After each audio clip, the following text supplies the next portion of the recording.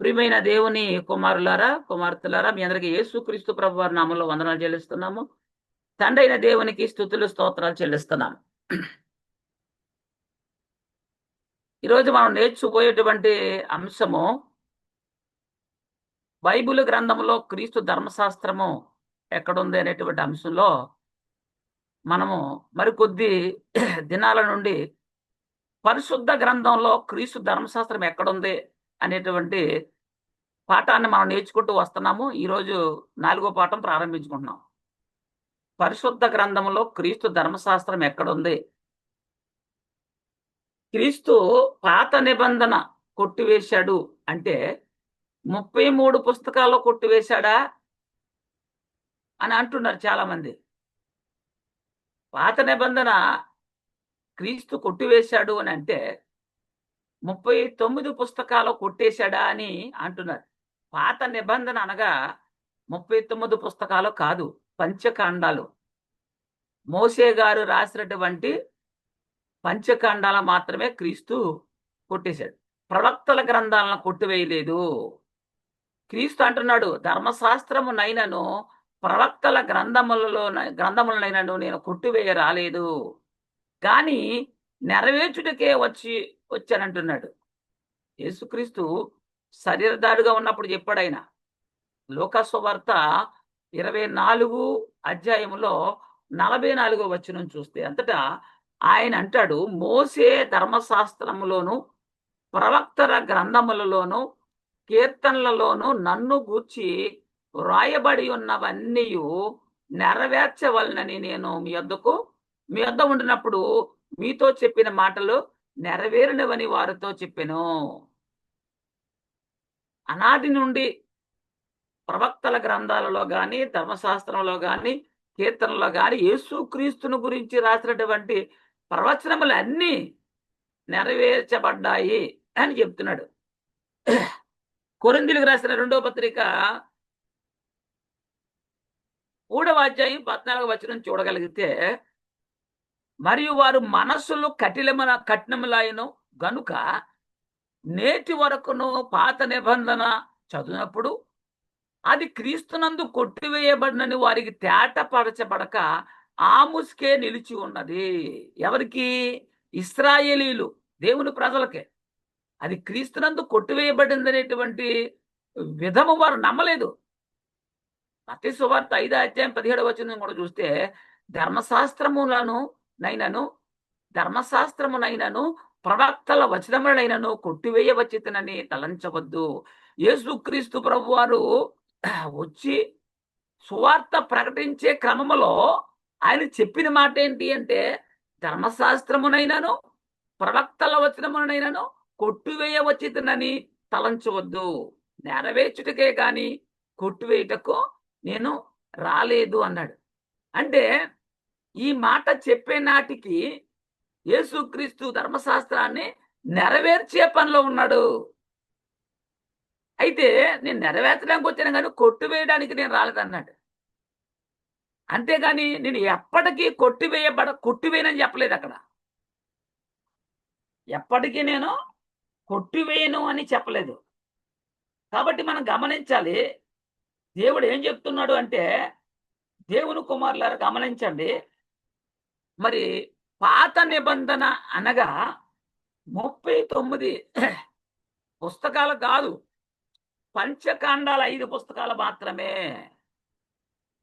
మరి గలతీ పత్రిక 4వ అధ్యాయము మనం చూసినట్లయితే అక్కడ ఏమంటున్నాడు? అక్కడ 4వ అధ్యాయం 4, 5 వచనాల్లో, అయితే కాలము పరిపూర్ణమైనప్పుడు దేవుడు తన సొంత కుమారుణ్ణి పంపెను. ఆయన స్త్రీ యందు పుట్టి మనము దత్తపుత్రము కావాలని ధర్మశాస్త్రమునకు లోబడి ఉన్న వారిని విమోచించుటకే ధర్మశాస్త్రమునకు లోబడినవాడు ఆయన అన్నాడు.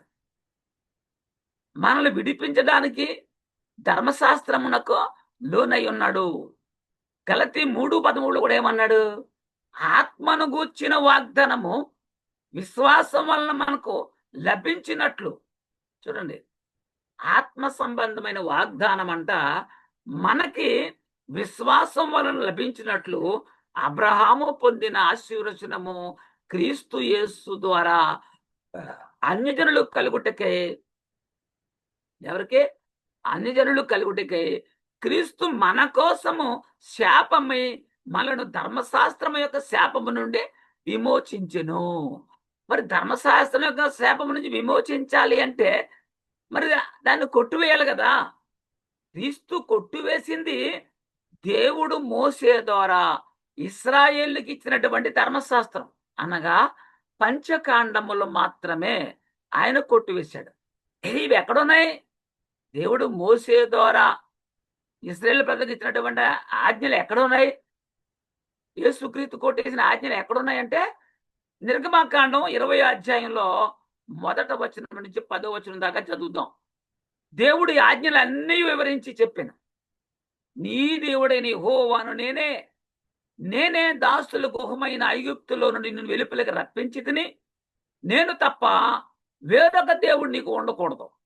పైన ఆకాశం అందే గాని, క్రింద భూమి అందే గాని, భూమి క్రింద నీళ్ళ అందే గాని ఉండు దేని రూపమునైనను విగ్రహమునైనను నీవు చేసుకొనకూడదు.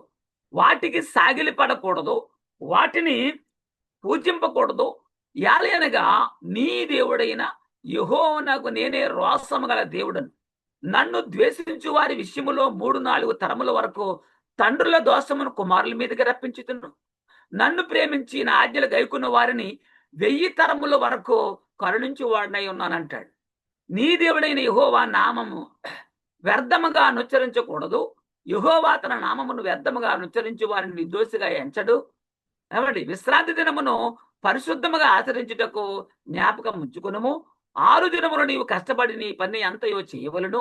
7వ దినము నీ దేవుడైన యెహోవాకు విశ్రాంతి దినము. దానిలో నీవైనను, నీ కుమారుడైనను, నీ కుమార్తెనను, నీ దాసుడైనను, నీ దాసి అయినను, నీ పశువైనను, నీళ్ళలోనున్న మరి పరదేశీ అయినను ఏ పనియు చేయకూడదు. ఇవన్నీ చెప్తున్నాడు ఎవరికే? ఇశ్రాయేలు ప్రజలకు చెప్తున్నాడు. అలాగే 12 నుంచి 17 దాకా చూద్దాం.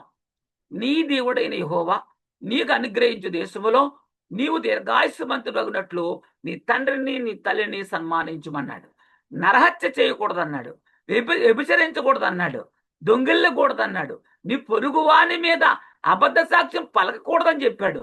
ఇంకా నీ పొరుగువాని ఇల్లు ఆశింపకూడదు.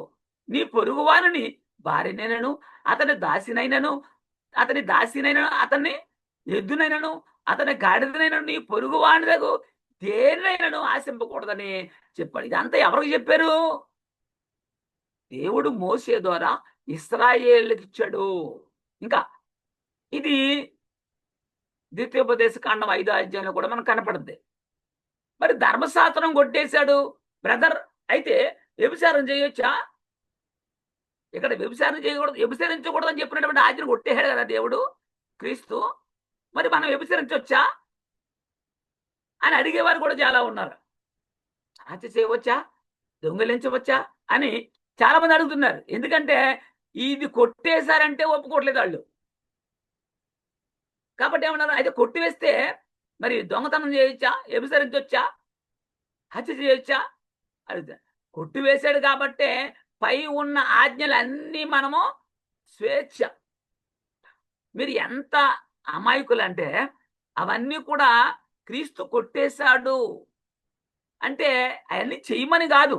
అది కొట్టేశాడు కాబట్టి చేయమని కాదు. ఈ ఆజ్ఞలు మనకి ఇచ్చాడా? అవి ఇశ్రాయేలుకి ఇచ్చాడా? ఏమంటే ఈ ఆజ్ఞలు క్రైస్తవుడికి ఇవ్వలేదు. అప్పుడు క్రైస్తవుడు లేడు. ఆజ్ఞలన్నీ కూడా మోసే ద్వారా దేవుడు ఇశ్రాయేలుకు మాత్రమే ఇచ్చాడు. నేను ధర్మశాస్త్రము అమలులో ఉండగానే నేను క్రైస్తవుడిగా ఉంటానంటే కుదరదు. ధర్మశాస్త్రం అమల్లో ఉన్నప్పుడు క్రైస్తవుడు ఎక్కడ ఉన్నాడో లేడు కదా. రోమాపత్రిక 7వ అధ్యాయం 1 నుంచి 8 వరకు చదువుకుంటే, సహోదరులరా, మనుషుడు బ్రతికినంత కాలమే ధర్మశాస్త్రం అతని మీద ప్రభుత్వం చేయుచున్నదని మీకు తెలీదా? అంటే బతికున్నంత కాలమే ధర్మశాస్త్రం ఎరిగిన మీతో మాట్లాడుచున్నాను. భర్త గల స్త్రీ భర్త బతికి ఉన్నంత వరకే ధర్మశాస్త్రం వల్ల అతనికి బద్దురాలు గాని చనిపోయిన ఎడల భర్త విషయమైన ధర్మశాస్త్రం నుండి ఆమె విడుదల పొందును. భర్త చనిపోతే ఆ భర్త చనిపోయిన వెంటనే ఆమె విడుదల పొందుతుంది. అది భర్త ఉండగా వేరొక వ్యక్తిని వివాహం చేసుకోకూడదు. కాబట్టి భర్త బతికి ఉండగా ఆమె వేరొక పురుషుడిని ఏమండి వివాహం చేసుకోకూడదు. మరి ఇది గమనించాలి మనం. అయితే మనం కాబట్టి భర్త బతికి ఉండగా చేరిన ఎడల మరి వ్యభిచారిణి అనబడుతుంది గాని, భర్త చనిపోయిన ఎడల ఆమె వ్యభిచారి అనబడదు. ధర్మశాస్త్రం నుండి విడుదల పొందెను. ఎందుకంటే భర్త చనిపోవడంతో ఆమె ధర్మశాస్త్రం నుంచి విడుదల పొందింది గనుక వేరొక పురుషుని వివాహం చేసుకునను వ్యభిచారిణి కాకపోవునన్నాడు. కావున నా సహోదరులారా, మనము దేవుని కొరకు ఫలమును ఫలించినట్లు మృతులలో నుండి లేపబడిన క్రీస్తు అను వేరొకరిని చేరుటకై మీరును ఆయన శరీరము ద్వారా ధర్మశాస్త్రము విషయమై మృతులైతిరి. ధర్మశాస్త్రం విషయమై మీరు చనిపోతిరి. ఎలాగా? ఎలయనగా మనము శరీర సంబంధులమై ఉండినప్పుడు మరణార్థమైన ఫలమును ఫలించుటకై ధర్మశాస్త్రము వలనైన పాపేచ్చులు మన అవయవంలో కార్యసాధకములై ఉండెను. ఇప్పుడైతే దేని చేత నిర్బంధించబడుతుమో దాని విషయమై చనిపోయిన వారమై ధర్మశాస్త్రం నుండి విడుదల పొందితిమి గనుక మనము అక్షరానుసారమైన ప్రాచీన స్థితి గలవారము కాక ఆత్మానుసారమైన నవీన స్థితి గలవారమై సేవ చేయుచున్నాము. కాబట్టి ఏమందుము ధర్మశాస్త్రం పాపమైనా అట్లందాదు. ధర్మశాస్త్రం వలనే గాని పాపమనగా ఎట్టుదో నాకు తెలియకపోవును. పాపమనగా ఏంటో తెలిసిందంటే ధర్మశాస్త్రం వలనే. ఆశింపవద్దని ధర్మశాస్త్రం చెప్పని ఎడల దురాశ ఎటుదో నాకు తెలియకపోవును. అయితే పాపము ఆజ్ఞను హేతువు చేసుకుని సకల విధములైన దురాశలను నా యందు పుట్టించింది. ధర్మశాస్త్రం లేనప్పుడు పాపము మృతం. ధర్మశాస్త్రం లేకపోతే పాపము లేనట్టు లెక్క. క్రీస్తుని చేరుటకు ధర్మశాస్త్రం విషయమే మనం ఏం చేయాలి? చనిపోవాలి. క్రైస్తవులుగా వేరొక పురుషులను చేరాలంటే ధర్మశాస్త్రం విషయమై చనిపోవాలి. క్రైస్తవుడిగా ఉండి ధర్మశాస్త్రం అనుసరిస్తాను, కొత్త నిబంధన అనుసరిస్తానంటే కుదరదు. నువ్వు క్రైస్తవుడిగా ఉండి యూదులకి ఇచ్చినటువంటి ధర్మశాస్త్రం నేను పాటిస్తాను, అనుసరిస్తాను, కొత్త నిబంధన కూడా నేను అనుసరిస్తానంటే అది కుదరని పని. నేటి కాలంలో ఉన్న చాలా మంది క్రైస్తవులు కూడా ధర్మశాస్త్రం కొట్టివేయబడింది, దాని స్థానంలో కొత్త నిబంధన వచ్చిందని సంగతి వీరికి తెలియదు. వీళ్ళకి చాలా మందికి బ్రదర్ ధర్మశాస్త్రం కొట్టివేయబడింది, మరి వాటిని మేము చేయొచ్చా అని అడుగుతారు. కానీ దాని తర్వాత క్రైస్తవుడిగా ఉన్న నీకు ఇచ్చిన చట్టంలో నువ్వు చేయమనుంటే చెయ్యి. అది క్రైస్తవుడిగా నీకు కొత్త నిబంధన ఉంది, అందులో ఇవి చేయమని ఉందా? ధర్మశాస్త్రం అనేది క్రైస్తవులకి ఇచ్చింది కాదు, అది కేవలము ఇశ్రాయేలుకి ఇచ్చింది. వీరితోనే పౌలు గారు చెప్పిన మాట అది. గలతీ పత్రిక 5:4 మీరు ధర్మశాస్త్రం వలన నీతిమంతులని తీర్చబడేవారు ఎవరో వారు క్రీస్తులో నుండి బొత్తిగా వేరు చేయబడి ఉన్నారు. మరి నేను ధర్మశాస్త్రం ఏమండి నేను పాటిస్తాను, అనుసరిస్తాను, కొత్త నిబంధన అనుసరిస్తాను అంటే క్రీస్తులో నుంచి బొత్తిగా కొట్టివేయబడి ఉన్నారన్నాడు. కృపలో నుండి తొలగిపోయి ఉన్నారు. ఇప్పుడు మేము ఆ చట్టం కావాలి, నాకు ధర్మశాస్త్రం అనుసరిస్తానంటే నువ్వు క్రీస్తు నుంచి బొత్తిగా వేరు చేయబడతావు, కృపలో నుంచి తొలగిపోతావు. క్రైస్తవులుగా మనం అనుసరించడానికి చట్టం ఉందా అంటే ఉందా లేదా అనేది కూడా తెలియదు వీళ్ళకి.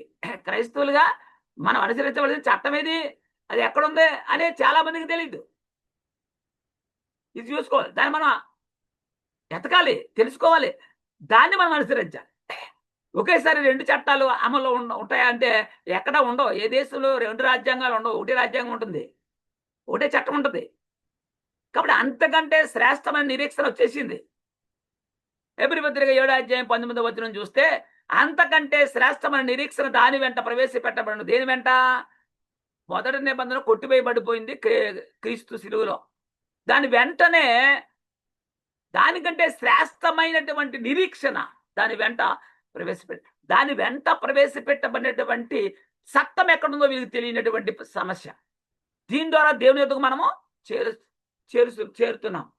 ఏది ఈ నిరీక్షణ అంటే క్రీస్తు యేసే ముఖ్యమైన మూలరై ఉండగా అపోస్తులు ప్రవక్తలు వేసిన పునాది. ఇది క్రైస్తవులకి చట్టం లేక క్రీస్తు న్యాయపీఠం. నిర్గమకాండం 20:13 ఏమన్నాడు? నరహత్య చేయకూడదు అని ఉంది అక్కడ. మరి ద్వితోపదేశకాండం 5:17 చూస్తే నరహత్య చేయకూడదని ఉంది. నిర్గమకాండం 21:12 చూస్తే నరుని సావగొట్టిన వానికి నిశ్చయముగా మరణ శిక్ష విధింపవలని ఉంది. మరి లేవికాండం 24:17 కూడా ఎవడైనాను ఒకరిని ప్రాణహత్య చేసిన యెడల వానికి మరణ శిక్ష విధించవలని ఉంది. మరి అది కొట్టివేశారు కాబట్టి అది చేయొచ్చా, చేసినా పర్వాలేదా అనే వాళ్ళు చాలా మంది ఉన్నారు. ఎవరు చెప్పారు? క్రైస్తవుడిగా నీకు ఇచ్చిన చట్టంలో నరహత్య చేయమని చెప్తున్నాడా, వద్దని చెప్తున్నాడా? మత్తయి సువార్త 5:21-25 దాకా చూస్తే ప్రభు ఏమన్నాడు? శరీరధారుడిగా ఉన్నప్పుడు చెప్పాడు నరహత్య చేయవద్దు. ఏమండి, నరహత్య చేయవాడు విమర్శకు లోనగనని పూర్వీకులతో చెప్పబడిన మాట మీరు విన్నారు కదా. చేయొద్దని చెప్పాడు కదా, తెలుసు కదా, మళ్ళీ ఎందుకు చేస్తామని చెప్తున్నావు? నేను మీతో చెప్పినది ఏమనగా, తన సహోదరుని మీద నేను చెప్తున్నా, కోపపడు ప్రతివాడు విమర్శనకు లోనగును. హత్య కాదు, విమర్శిస్తే చాలు. తన సహోదరుని చూసి ఏమండి వ్యర్థుడా అని చెప్పువాడు మహాసభకు లోనగును, ద్రోహి అని చెప్పువాడు నరకాగ్నికి లోనగును అంటాడు. ఈ చట్టం మరీ కఠినతరం కదా. నరహత్య చేస్తేనే మరణ శిక్ష. ఇక్కడ ఏమంటున్నాడు? ద్రోహి అని వ్యర్థుడా అని చెప్తే చాలు.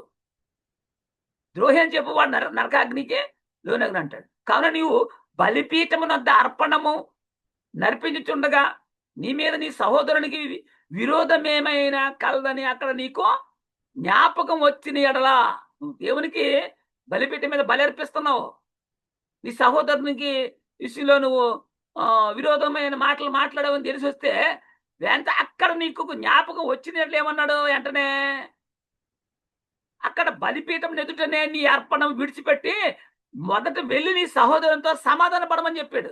ఎంత మరి పరిశుద్ధంగా ఉండడానికి వీలవుతుంది ఈ మాట. బలిపీఠం దగ్గర, దేవుడి దగ్గర నువ్వు అర్పణ అర్పించేటప్పుడు నువ్వు తప్పుడు మాట మాట్లాడాలని తెలిస్తే వెంటనే నీ సహోదరుడికి వచ్చే బలి అక్కడ ఆపే వచ్చేసి సమాధాన పడమని చెప్పాడు.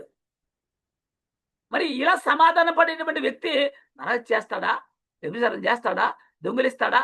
అడు తర్వాత అంటాడు, వచ్చి నీ అర్పణము అప్పుడు అర్పించు అంటాడు.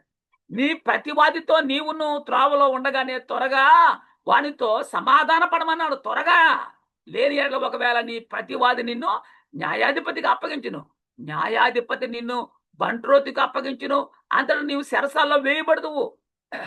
ఇంత చెప్పాడు యేసుక్రీస్తు. ఇది ధర్మశాస్త్రామల్లో ఉన్నప్పుడు చెప్పాడు యేసుక్రీస్తు యూదులకి సున్నతి గలవారికి చెప్పాడు. 1 యోహాను 3 యోహాను గారు రాసిన పత్రిక, మొదటి పత్రిక 3:14-16 దాకా చూద్దాం. మనము సహోదరుని ప్రేమించుచున్నాము కనుక మరణములో నుండి జీవములోనికి దాడి ఉన్నాం. మరణములో నుండి జీవములోకి దాడి ఉన్నాం. ఎప్పుడు? సహోదరుని ప్రేమిస్తే మరణములో నుండి జీవములోనికి దాటి ఉన్నామని ఎరుగుదాం. ప్రేమ లేని వాడు మరణమందు నిలిచి ఉండును. ప్రేమ లేకపోతే మరణమందు నిలిచి ఉండు అంటాడు. తన సహోదరుని ద్వేషించి వాడు నరహంతకుడు. చూడండి, ఈ కొత్త చట్టంలో, కొత్త నిబంధనలో, ఆత్మ నియమంలో ఎలా ఉన్నదంటే సహోదరుని ద్వేషిస్తే చాలు వాడు నరహంతకుడు. మరి ధర్మశాస్త్రంలో అయితే మనిషిని చంపితే అది నరహత్య. ఇక్కడేమన్నాడు? సహోదరుని ద్వేషించేవాడు నరహంతకుడు. ఏ నరహంతకుడిని ఎందును నిత్య జీవం ఉండదని మీరు ఎరుగుదురు అంటాడు. ఆయన మన నిమిత్తము తన ప్రాణం పెట్టిన కనుక దీనివల్ల ప్రేమ ఎట్టిదనే తెలుసుకొనిచున్నాం. మనం కూడా సహోదరుల నిమిత్తం మన ప్రాణం పెట్టబద్దులమై ఉన్నామంటాడు. ప్రేమ అంటే తెలుసుకున్నాం. ఎంతగా అంటే ప్రాణం పెట్టేంతగా ప్రేమించాడు క్రీస్తు. మన కోసం ప్రాణం పెట్టాడు. మరి క్రీస్తు ధర్మశాస్త్రములోనిది ఇది. సహోదరుని ద్వేషించేవాడు నరహంతకుడు అంటాడు. ఇది క్రీస్తు ధర్మశాస్త్రంలో, కొత్త నిబంధనలో. సహోదరుని ప్రేమిస్తే ఏం చేయాలి? బైబిల్ చెప్తుంది. 1 యోహాను 3:16 అంటాడు, ఆయన మన నిమిత్తము తన ప్రాణం పెట్టిన కనుక దీనివల్ల ప్రేమ ఎట్టుదు అని తెలుసుకున్నాం. మనము కూడా సహోదరుల నిమిత్తం మన ప్రాణములను పెట్టబద్దులమై ఉన్నాం. నరహత్య చేయాలండి, కుటేరని చెప్తున్నా, చేద్దామా అంటే అది అట్ట కుదరదు. సహోదరుల నిమిత్తము మన ప్రాణములను పెట్టబద్దులమై ఉన్నామంటాడు. సహోదరుని ప్రేమించడం అంటే ఏంటి అసలు? ఇది కావాలి మనకి. ఎవరు సహోదరుడు? నీ తల్లి గర్భంలో పుట్టినవాడు ఆ సహోదరుడు అంటే ఎవరు నీ సహోదరులు? సహోదరుణ్ణి ప్రేమించడం అంటే ఏంటి అసలు? నేను అయ్యున్న ఆత్మను నీవు ఎలా రక్షించుకున్నావో అలా. ఏమండి? నేనైనటువంటి ఆత్మని రక్షించుకోవడం నువ్వేం చేశావు? ఏ క్రీస్తు వాక్యాన్ని విన్నావు, వాక్యం విశ్వసించావు, పశ్చాత్తాపడ్డావు, పాప క్షమాపణ కొరకు యేసుక్రీస్తు నామములో బాప్తిసం తీసుకున్నావు. నీకు రక్షణ వచ్చింది, నీ ఆత్మ రక్షించబడింది. అలాగే పొరుగువాని ఆత్మను నిత్య నరకము నుండి రక్షించడం నీ సహోదరుని ప్రేమించడం అంటే అది.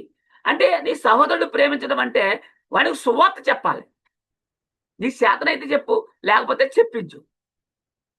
ఈ సువార్త చెప్పే క్రమంలో ప్రాణాలు పోతాయి, అది డౌట్ లేదు. ఇండియా ఎలా ఉంది ప్రస్తుతానికి? చాలా భయంకరంగా ఉంది. పేతురు గారు రాస్తున్నాడు, 1 పేతురు 4:15. 1 పేతురు 4:15 మీలో ఎవడును నరహంతకుడుగా గాని, దొంగగా గాని, దుర్మార్గుడుగా గాని, పరుల జోలికి పోకూడగా గాని బాధ అనిపింప తగదు. కొత్త నిబంధనలో చెప్పాడా వ్యభిచరించమని? పాత నిబంధన కొట్టేశాడు కదా క్రీస్తు అని మీరు చెప్తున్నారు కాబట్టి దొంగతనం చేయొచ్చా, వ్యభిచరించొచ్చా, అలా చేయొచ్చా అని చెప్పి అడుగుతున్నటువంటి వ్యక్తులు గమనించండి. కొత్త నిబంధనలో చేయమంటే చేయండి, వద్దంటే మానేయండి. మీలో ఎవడునో నరహంతకుడిగా గాని, అంటే అతిశయం చెప్పట్లేదు, చేయకూడదని చెప్తున్నాడు. దొంగగా గాని, దుర్మార్గుడుగా గాని, పరుల జోలికి పోవాడుగా గాని బాధ అనుభవింపకూడదు అంటున్నాడండి. చేయమన్నాడు ఇక్కడ కొత్త నిబంధనలో. రోమాపత్రిక 13:9 చూస్తే ఏలనగా వ్యభిచరించవద్దు, నరహత్య చేయవద్దు, దొంగిల్లవద్దు, ఆశింపవద్దు అనునవియు మరి ఏ ఆజ్ఞ అయినను ఉన్న ఎడలా అదియు నిన్ను వలేని పొరుగు వారిని ప్రేమింపవలను అను వాక్యములో సంక్లిప్తమునై ఉన్నవంటాడు. నిన్ను వలని పొరుగు వారిని ప్రేమించేటువంటి ప్రేమ నీలో ఉంటే ఇవేవి చేయరు. వ్యభిచారం చేయడు, వాడు నరహత్య చేయడు, దొంగతనం చేయడు, ఇవన్నీ అందులో ఇమిడి ఉన్నాయన్నాడు. ఈ వ్యభిచారము, నరహత్య, దొంగతనము, ఆశింపవద్దు ఇవన్నీ కూడా నిన్ను వలని పొరుగు వారిని ప్రేమించడం ఒక ఆజ్ఞలో ఇమిడి ఉన్నాయని చెప్తున్నాడు. చాలా జాగ్రత్తగా గమనించాలి, అర్థం చేసుకోవాలి. అది నిన్ను వలని పొరుగు వారిని ప్రేమించగలిగేటువంటి వ్యక్తిలో ఈ గుణాలు చేయకుండా గుణాలు ఉండవు. అది ధర్మశాస్త్రం 10 ఆజ్ఞలు ఉన్నాయి కదా. మరి మత్తయి సువార్త 19:16-22 దాకా చూస్తే ఇదిగో ఒకడు ఆయన యొద్దకు వచ్చి బోధకుడా, ఇప్పుడు ధర్మశాస్త్రం అమల్లో ఉన్న కాలంలో యేసుక్రీస్తు దగ్గరకు వచ్చాడు ఒక ఆయన, అడుగుతున్నాడు, బోధకుడా నిత్య జీవం పొందుటకు నేనేమి ఏ మంచి కార్యములు చేయవలని ఆయన అడిగాను. అందుకు ఆయన ఏమన్నాడు? చాలా స్పష్టం చెప్పాడు. అందుకు ఆయన మంచి కార్యముల గురించి నన్ను ఎందుకు అడుగుతున్నావు? మంచివాడొక్కడే నీవు జీవములో ప్రవేశింపగోరని ఎడల ఆజ్ఞలను గైకొనమని చెప్పాను. అతడు ఏ ఆజ్ఞలను అని అడిగాడు. ఆజ్ఞలను దేవుడిచ్చిన ఆజ్ఞను గైకొనమన్నాడు, ఏ ఆజ్ఞను గైకొనని అడుగుతున్నాడు.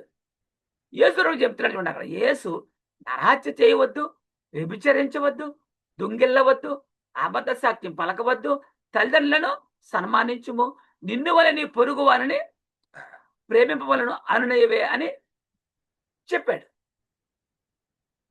యేసుప్రభు ఏమైనా చేయమని చెప్పాడా? వద్దనగా చెప్పాడు. ఇవన్నీ చేయొద్దని చెప్తున్నాడు. అది అందుకు ఆ యవనస్తుడు ఇవన్నీ అనుసరించుతూనే ఉన్నాను, ఇంకనూ నాకు కొదువు ఏమని అడిగాడు ఆయన్ని. ఇవన్నీ చేస్తున్నాను, మరి కొదువు ఏమని ఆయన అడిగాను. 21లో అంటాడు, అందుకు యేసు నీవు పరిపూర్ణుడు వగుటకు కోరిని ఎడల. చూడండి, నువ్వు పరిపూర్ణుడు వగుటకు కోరిని ఎడల ఏమంటున్నాడు అక్కడ? మరి పోయి నీ ఆస్తి నమ్మి బీదలకిమ్ము, అప్పుడు పరలోకమందు నీకు ధనము కలుగును, నీ వచ్చి నన్ను వెంబడించుమని అతనితో చెప్పాడు.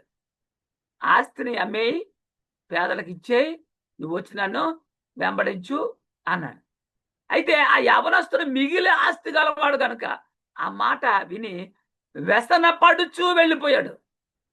యేసుక్రీస్తు చెప్పిన మాటను అనుసరించడానికి వెళ్ళిపోయాడు. అయితే ఆలోచన చేయండి, వ్యసన పడుచు వెళ్ళిపోయాడు. యేసుక్రీస్తు మరి చెప్పాడు, ధర్మశాస్త్రం అమలు ఉన్న కాలంలోనే చెప్పాడు. ఇది ధర్మశాస్త్రంలో ముఖ్యమైన ఆజ్ఞ ఏది అని ఒక పరిచయుడు అడుగుతున్నాడు. ధర్మశాస్త్రంలో మరి ముఖ్యమైన ఆజ్ఞ ఏది అని అడిగాడు. అందుకు మత్తయి సువార్త 22 అధ్యాయం 34 నుంచి 40 వరకు చదువుదాం. సద్దుకైలు, ఆయన సద్దుకైలు నోరు మూయించవలనని పరిచయులు విని కూడి వచ్చారు. వారిలో ఒక ధర్మశాస్త్ర ఉపదేశకుడు ఆయన్ను శోధించచ్చు, ప్రభువుని శోధించచ్చు, బోధకుడా ధర్మశాస్త్రంలో ముఖ్యమైన ఆజ్ఞ ఏది అని అడిగాడు. ఆయన చెప్పలేడేమో, శోధిద్దామని. అందుకైనా నీ పూర్ణ హృదయంతోనూ, నీ పూర్ణ ఆత్మతోనూ, నీ పూర్ణ మనసుతోనూ నీ దేవుడైన ప్రభువుని ప్రేమించవలనదే అన్నాడు. ఏది ముఖ్యమైన ఆజ్ఞ అంటే నీ పూర్ణ హృదయంతో, నీ పూర్ణ ఆత్మతో, నీ పూర్ణ మనసుతో నీ దేవుడైన యెహోవా ప్రభువుని ప్రేమింపవలనది అని చెప్పాడు. ఇది ముఖ్యమైనది, మొదటిదైనటువంటి ఆజ్ఞ అన్నాడు. తర్వాత ఏమన్నాడు, నిన్ను వల్ల నీ పొరుగు వారిని ప్రేమించవలన రెండవ ఆజ్ఞయు దాని వంటిది అన్నాడు. ఈ రెండు ఆజ్ఞలు ధర్మశాస్త్రం అంతటికి ప్రవక్తలకును ఆధారములై ఉన్నవని అతనితో చెప్పాడు. ఈ రెండు ఆజ్ఞలు ధర్మశాస్త్రం అంతటికి ప్రవక్తలకును ఆధారమై ఉన్నవని అతనితో చెప్పాడు. లూకాసు వార్త 10వ అధ్యాయము 25 నుంచి 28 వరకు చూద్దాం. అప్పుడు ధర్మశాస్త్రోపదేశకుడు లేచి, బోధకుడా నిత్య జీవమునకు వారసుడగుని ఏమి చేయవలనని ఆయన్ని శోధించడానికి అడిగాడు. నిత్య జీవం పొందుకోవడానికి ఏం చేయాలని అడిగాడట. అందుకే ఆయన ఏమన్నాడు, ధర్మశాస్త్రం మీద ఏమి రాయబడి ఉందని మరి ఉన్నది, నీవేమి చదువుతున్నావని అతన్ని అడిగాడు. ధర్మశాస్త్రం అందు ఏమి రాయబడి ఉందని నీవేమి చదువుతున్నావని అతన్ని అడగ్గా, అతడు నీ దేవుడైన ప్రభువును నీ పూర్ణ హృదయంతోను, నీ పూర్ణ మనసుతోను, నీ పూర్ణ శక్తితోను, నీ పూర్ణ వివేకముతోను ప్రేమించవలననియు, నిన్ను వలె నీ పొరుగు వారిని ప్రేమించవలననియు రాయబడి ఉన్నదని చెప్పాడు. అందుకు నీవు సరిగ్గా ఉత్తరం ఇచ్చితివి, అలాగ చేయుము, అప్పుడు జీవించదమని అతనితో చెప్పాడు. మరి 10 ఆజ్ఞలు కాస్త 6 ఆజ్ఞలుగా క్రీస్తు చేశాడు. ఆ తర్వాత 6 ఆజ్ఞలు కాస్త 2 ఆజ్ఞలుగా చేసిన క్రీస్తు బోధలో మనం చూడగలుగుతాం. 10ని 6, 6ని 2, 2ను కూడా ఒక్కడిగా చేసేసాడు క్రీస్తు.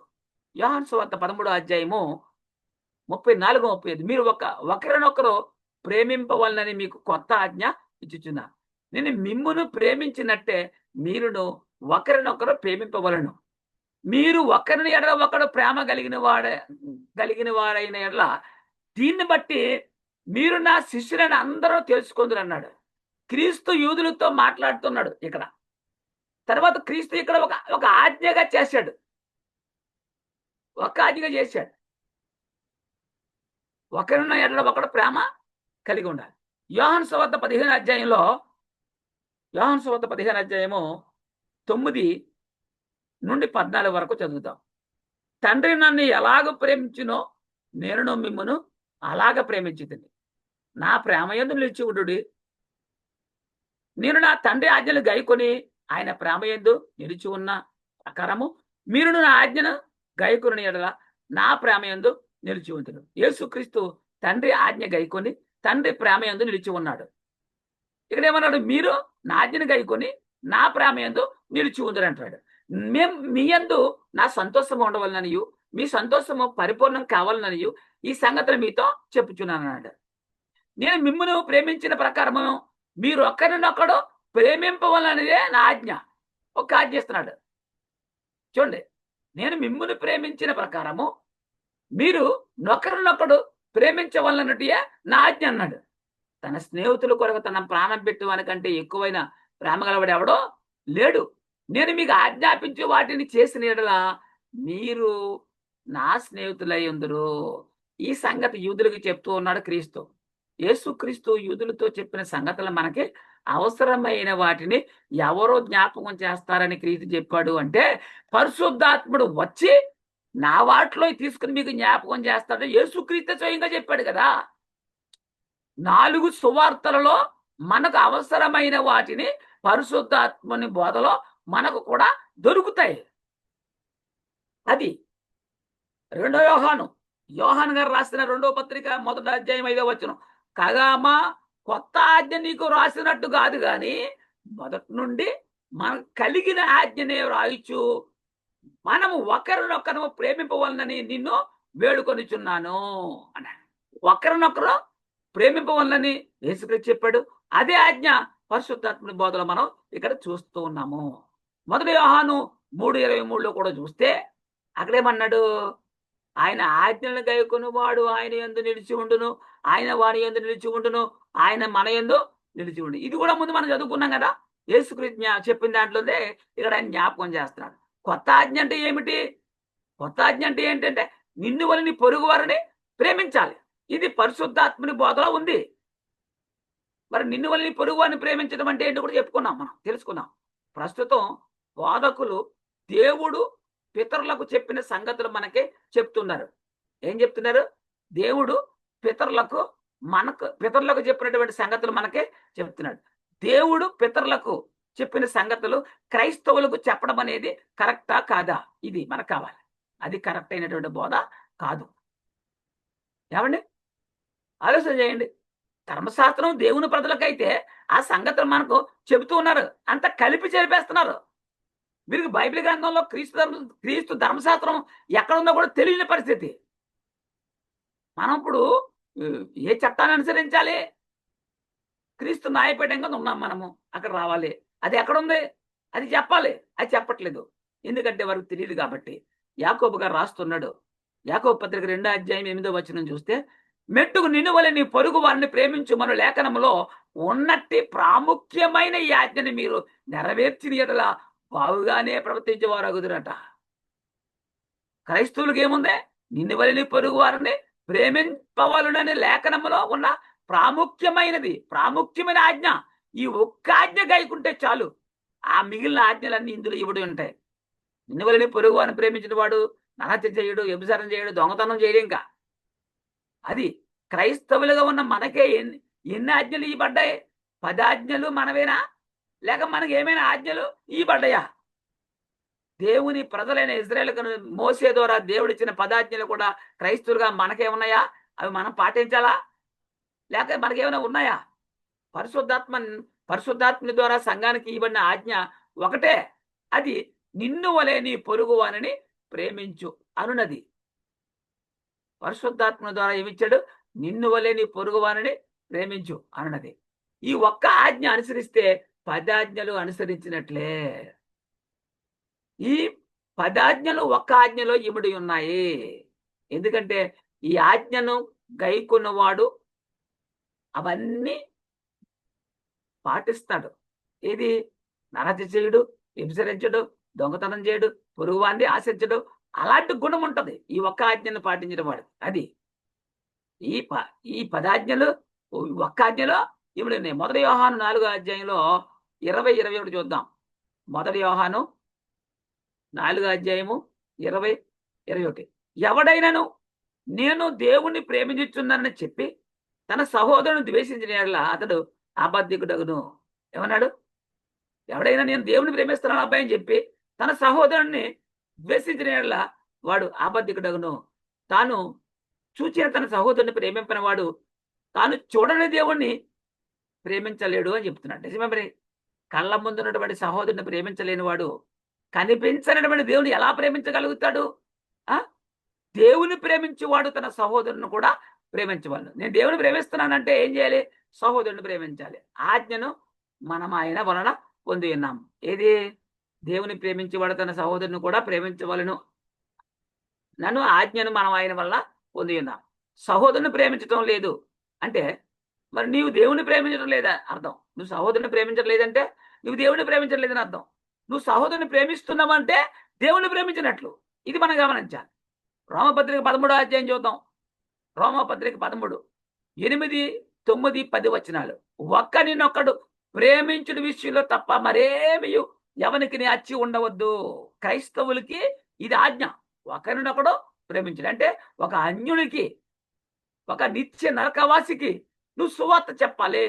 వాడి ఆత్మను నరకము నుండి నిత్య జీవానికి దాటింపజేయాలి. అది ఒకడొకడు ప్రేమించడం అంటే. ఒకరినొకడు ప్రేమించిన విషయంలో తప్ప మరి ఏమీ ఎవరికి అచ్చి ఉండవద్దు. పొరుగు వాడిని ప్రేమించువాడే ధర్మశాస్త్రం చూడండి, పొరుగు వాడిని ప్రేమించేవాడు ధర్మశాస్త్రం నెరవేర్చేవాడంట. అది ఈ పొరుగు వారిని ప్రేమించేవాడు, పొరుగు వాడిని ప్రేమించగలిగితే ధర్మశాస్త్రం అంతా నువ్వు నెరవేర్చినట్లే. ఎలాగనగా వ్యభిచరించవద్దు, నరహత్య చేయవద్దు, దొంగిల్లవద్దు, ఆచింపవద్దు అనునవియు మరి ఏ ఆజ్ఞ అయినా ఉన్న ఎడల అదియు నిన్ను వలె నీ పొరుగు అని ప్రేమింపవలను అను వాక్యములో సంక్లిప్తమై ఇమిడి ఉన్నాయన్నాడు. ఈ ఒక్క ఆజ్ఞను గైకొన్నవాడు ధర్మశాస్త్రం అంతటినే నెరవేర్చువాడు. ప్రేమ పొరుగువానికి కీడు చేయదు గనుక ప్రేమ కలిగినుట ధర్మశాస్త్రమును నెరవేర్చుట. ఏది ధర్మశాస్త్రం నెరవేర్చుట? ప్రేమ కలిగినుట. ప్రేమ కలిగి ఉన్నవాడు కీడు చేయడు. ఇది మనం గమనించాలి. నిన్ను వలె నీ పొరుగు వారిని ప్రేమించు. ఒకరిలో ఒకడు ప్రేమ కలిగి ఉండాలి. ప్రేమ కీడు చేయదు అని మనం గమనిస్తున్నామని నేర్చుకుంటున్నాం. ఈ ఒక్క ఆజ్ఞను మనం గైకుంటే ధర్మశాస్త్రాన్ని నెరవేర్చినట్లు. కనుక దేవుని సహోదరులారా, మరి ఇంతవరకు మనం విన్నటువంటి వాక్యాన్ని మనం జాగ్రత్తగా పరిశీలన చేసినట్లయితే, మరి ధర్మశాస్త్రాన్ని క్రీస్తు కొట్టేశాడు అంటే, మరి పాత నిబంధన క్రీస్తు కొట్టేశాడు అంటే 39 పుస్తకాలు కొట్టేశాడు అంటే కాదు, కేవలం పంచకాండాలు మాత్రమే కొట్టేశాడు. మరి కొట్టివేయబడాడు కాబట్టి అవన్నీ చెయ్యొచ్చా అంటే అవి చేయడానికి వీలు లేదు. ఎందుకంటే అవన్నీ కూడా ఈ ఒక్క ఆజ్ఞలో ఇముడి ఉన్నాయి. ఇది మనం గమనించాలి.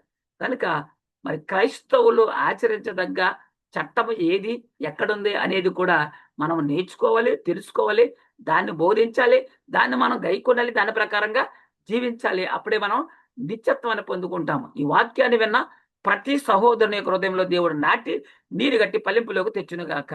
ఆమేన్. సహోదరులందరికీ యేసుక్రీస్తు ప్రభువారి నామములో వందనములు చెల్లిస్తూ ఉన్నాం.